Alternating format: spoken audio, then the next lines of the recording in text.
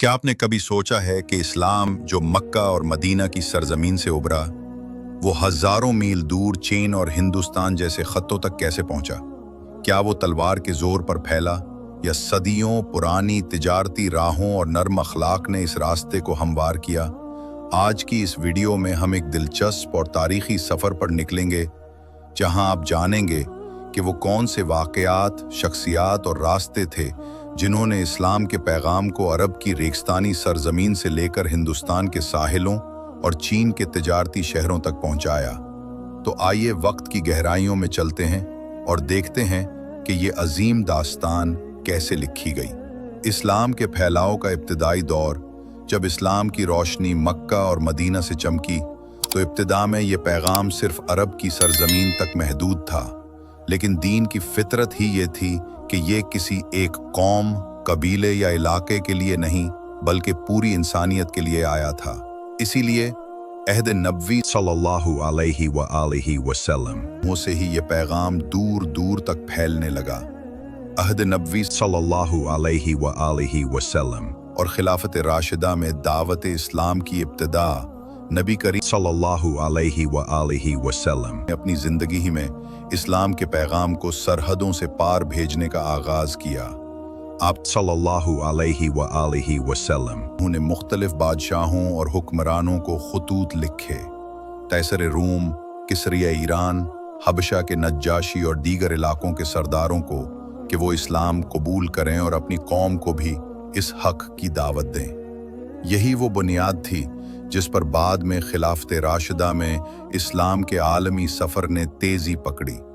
हज़रत अबू बकर सिद्दीक़ और हज़रत उमर फ़ारूक के अदवार में इस्लामी हुकूमत वसी हुई, लेकिन इस तौसी के पीछे मकसद सिर्फ ज़मीन हासिल करना नहीं था, बल्कि ये पैगाम पहुँचाना था कि तुम सब इंसान बराबर हो। तिजारत और सफ़ीरों का किरदार, सिर्फ जंग या हुकूमती खतूत से इस्लाम नहीं फैला, बल्कि सबसे बड़ा किरदार उन आम मुसलमानों का था जो ताजिर थे, सफ़ीर थे या मुख्तलिफ कामों के लिए दूर दराज मुल्कों में गए।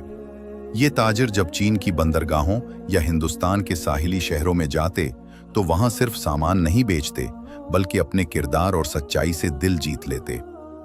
लोग हैरान होते कि ये कैसे ताजिर हैं जो झूठ नहीं बोलते, नाप तोल में धोखा नहीं देते और दूसरों की मदद करते हैं। यही आला अखलाक इस्लाम की सबसे बड़ी दावत बन गए। इस्लाम का चीन तक सफ़र, जब मक्का और मदीना की गलियों से इस्लाम की रोशनी दुनिया में फैलने लगी, तो सबसे पहला और पुरअमन सफ़र चीन की तरफ हुआ।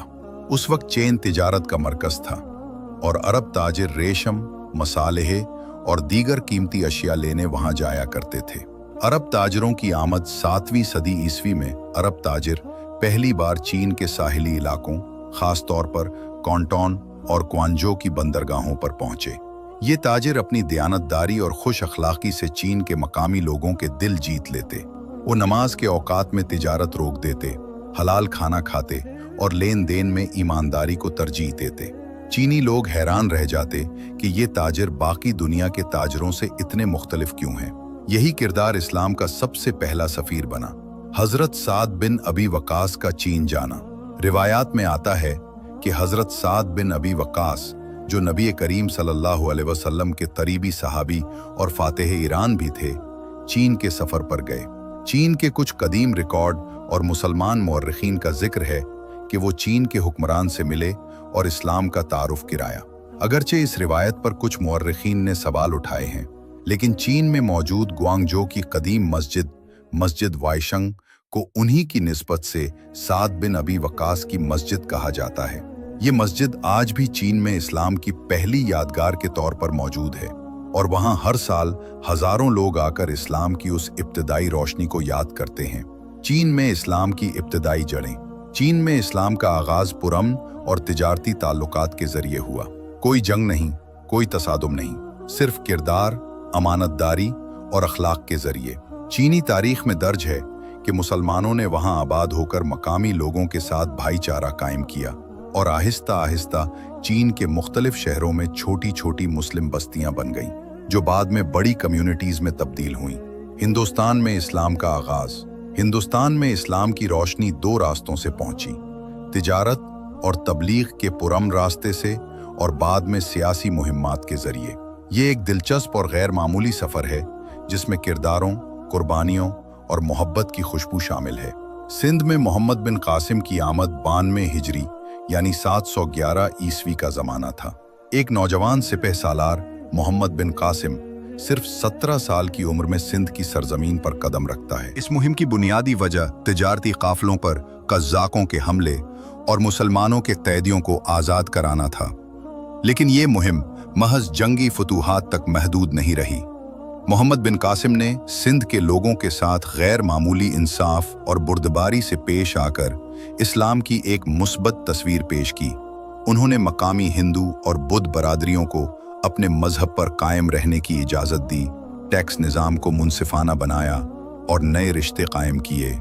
यही वजह है कि सिंध को बाद में बाबुल इस्लाम कहा जाने लगा, यानी वो दरवाज़ा जहाँ से इस्लाम पूरे बर सगीर में दाखिल हुआ।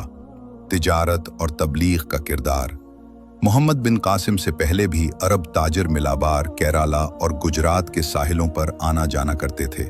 ये ताजिर अपनी दयानतदारी और शफ़ाफ लेन देन की वजह से मकामी लोगों में मशहूर थे। कहा जाता है कि बाज़ हिंदू राजाओं ने खुद इन ताजरों से मुतासिर होकर इस्लाम कबूल किया और अपने इलाके में मसाजिद तामीर करवाएं। ये पुरअमन राबते और ताल्लुकात हिंदुस्तान में इस्लाम के फैलाव का पहला और अहम जरिया बने। सूफिया कराम का असर और रसूख। लेकिन बर सगीर में इस्लाम की जड़ें उस वक्त मजबूत हुईं जब सूफिया कराम ने मोहब्बत और खिदमत का पैगाम आम किया।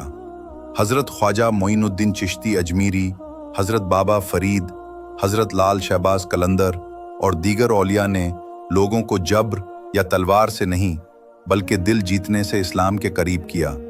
ये सूफिया गरीबों की खिदमत करते, मोहब्बत की ज़बान बोलते और बरादरी के मसाइल हल करते थे। इनके खानकाही निज़ाम ने बर सगीर के हर तबके को मुतासिर किया और इस्लाम की हकीकी रूह को लोगों के दिलों तक पहुंचाया। सलाम के फैलाव में तिजारत का किरदार।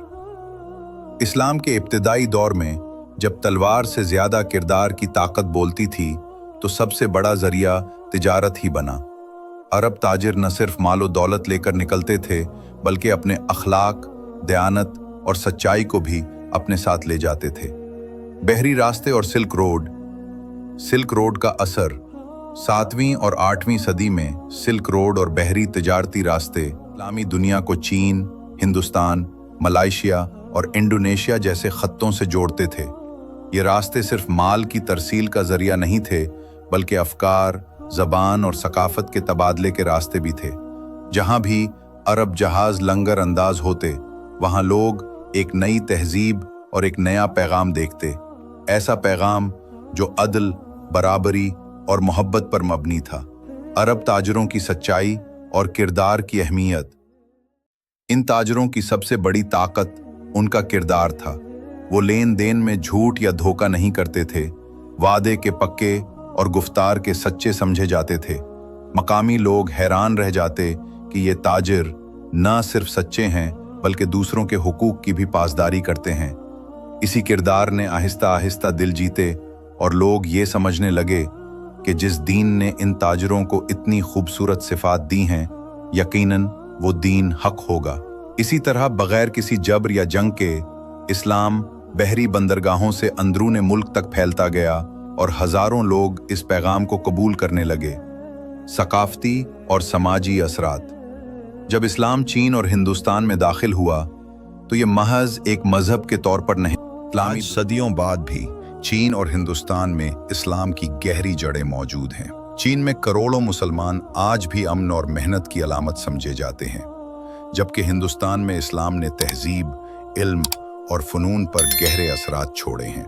ये सब इस वक्त मुमकिन हुआ जब अरब ताजरों, सूफियाए किराम और मुखलिस दाइयों ने अखलाक, सच्चाई और खिदमत के जरिए लोगों के दिल जीते।